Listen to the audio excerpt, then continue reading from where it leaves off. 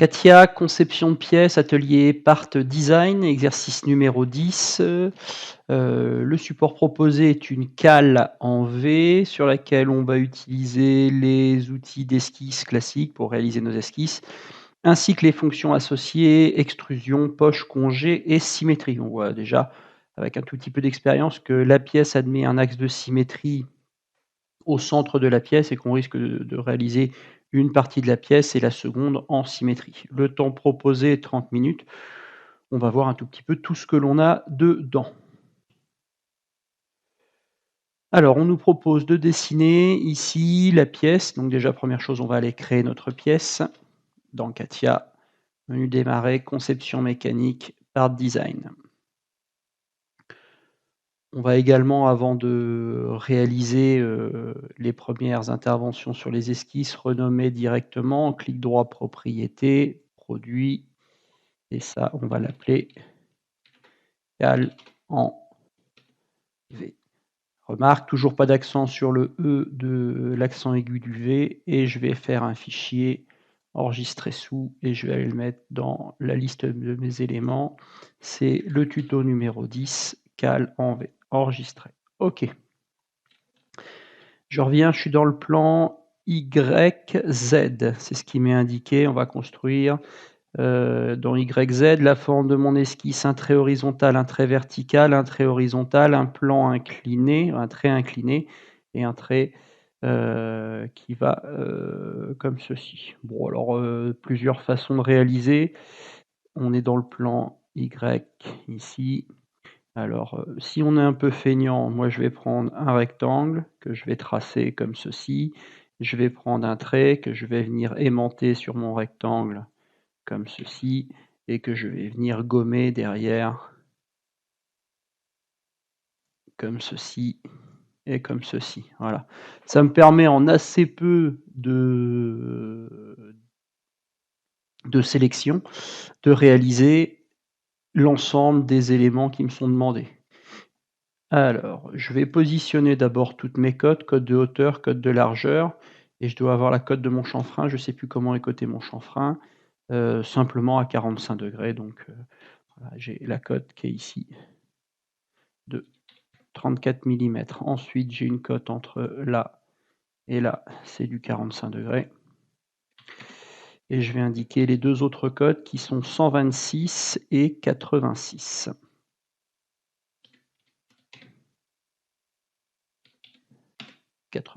Voilà. Techniquement, aucune difficulté sur la réalisation de cette esquisse.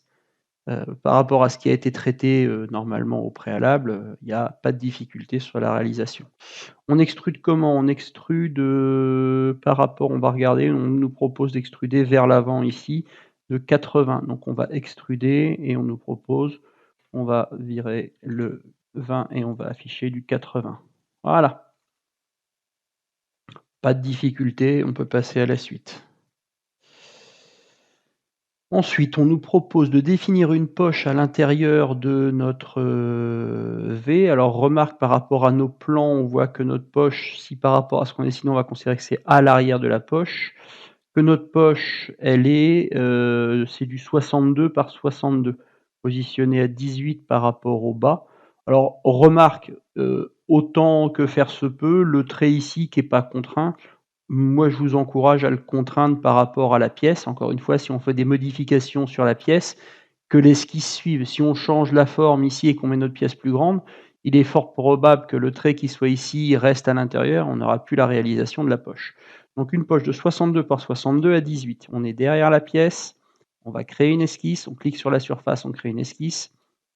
On va prendre la fonction carré ou la fonction rectangle plus exactement. On va faire du 62 par 62.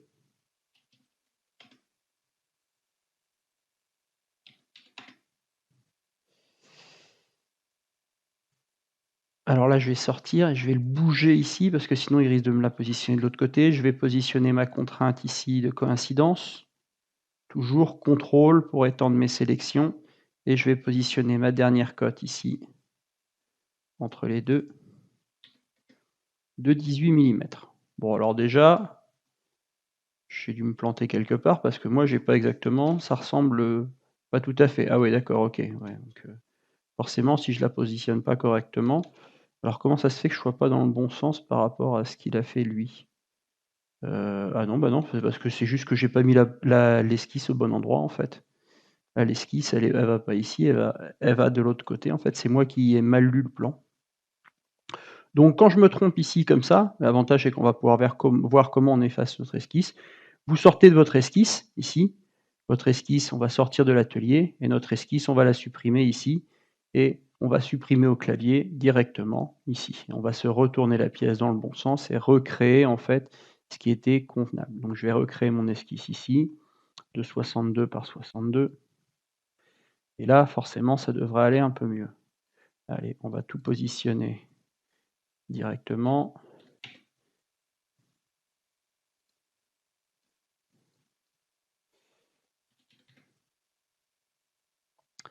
« 62 par 62 » et j'ai dit que j'allais rendre coïncident les 2 éléments comme ceci. Voilà. Voilà, dans la situation dans laquelle je dois me retrouver ici. Je vais remettre ma cote de manière à ce qu'on puisse bien la visualiser.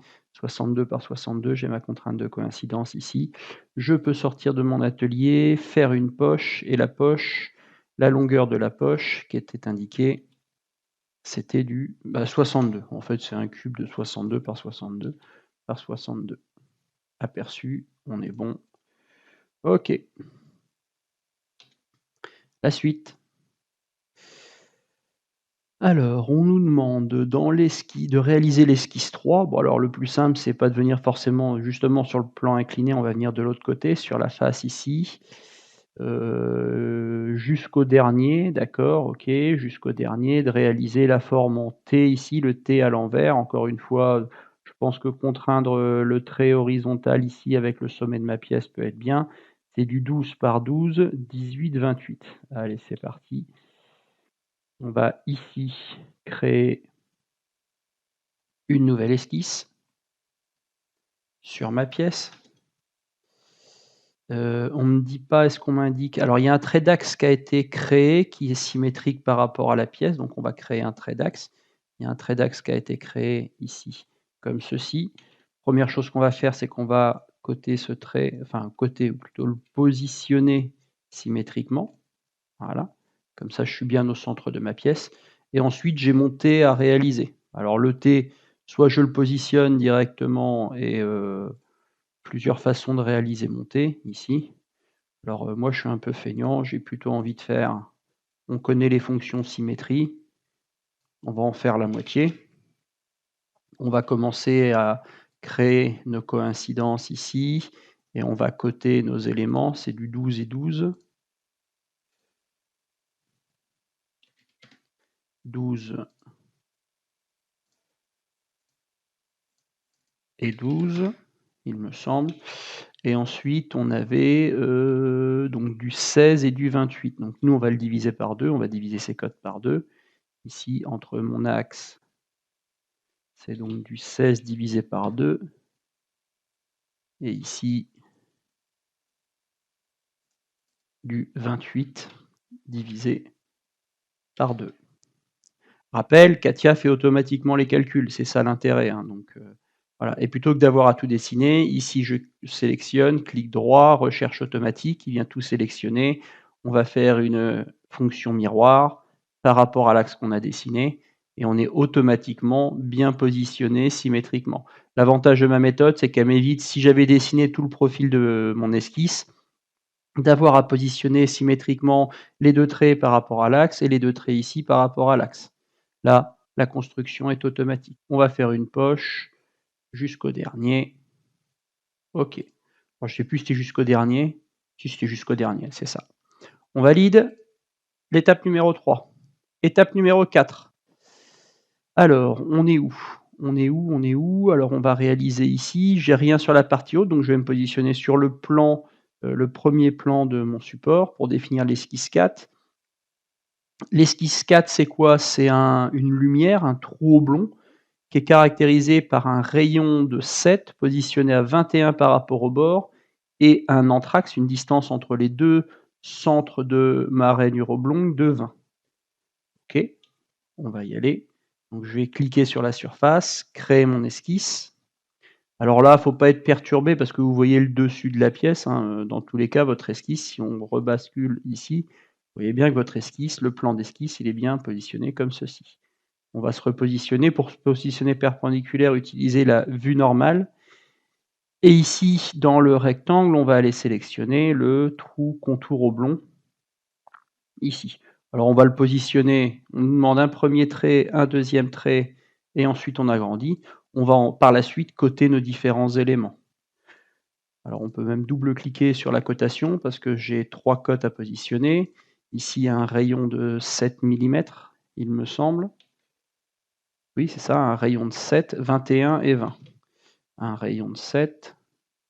Ensuite, un anthrax de 20.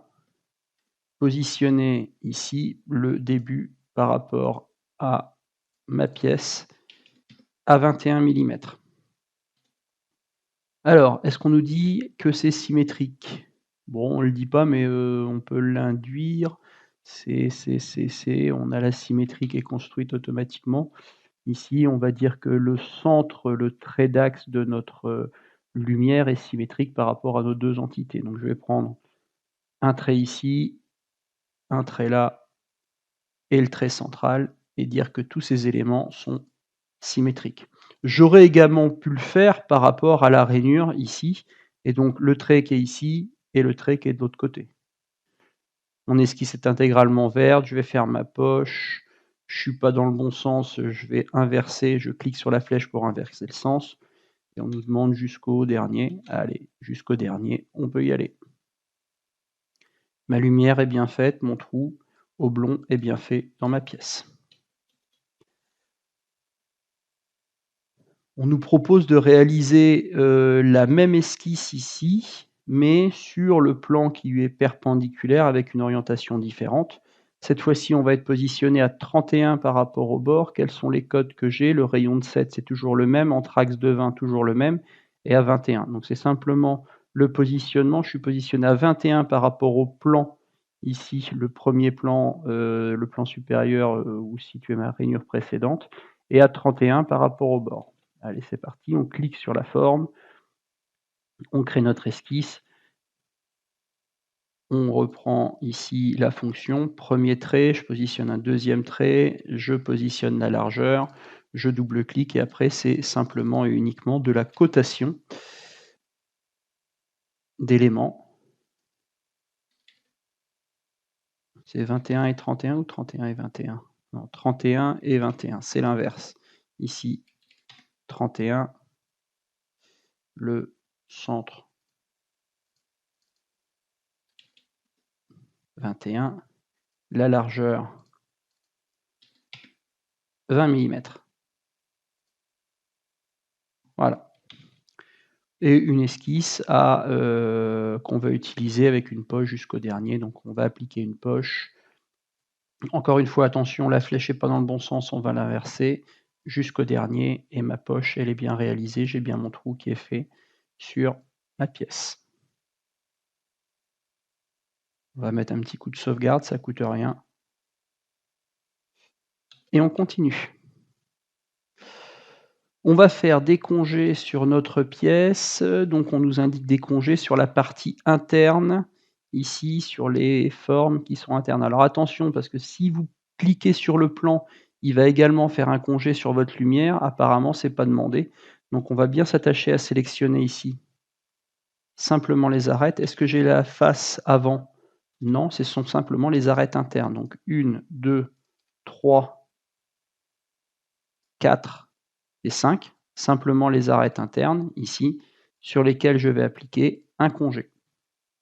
Le congé de 8 mm. Voilà. Attention de ne pas cliquer sur le plan, parce que si vous cliquez sur le plan, il va faire un rayon, il va faire un congé sur la première arête, comme c'était voulu, sur le raccordement des deux surfaces, comme c'est voulu, sur la troisième arête, ici aussi, mais il va aussi vous rayonner la partie extérieure, c'est-à-dire les 2 arêtes qui sont là, et il va rayonner aussi la lumière. Or, c'est pas demandé ici. Voilà, la fonction congé est appliquée. Et ensuite, on va faire une symétrie de notre élément. Alors, c'est là où on gagne énormément de temps quand on choisit bien ces plans de symétrie, qu'on n'a pas besoin de les construire, de reconstruire. C'est qu'ici, si je viens appliquer une symétrie, alors sélectionner le composant à utiliser. Si on lit dans le bas ici, sélectionner le composant à utiliser. Bon, on va lui dire que c'est en fait tout l'élément ici. Donc, je vais prendre le corps principal, faire la symétrie. Je vais prendre directement le plan. Objet à transformer, le solide courant, bah oui, c'est bien tout le solide que je vais transformer et je valide par OK.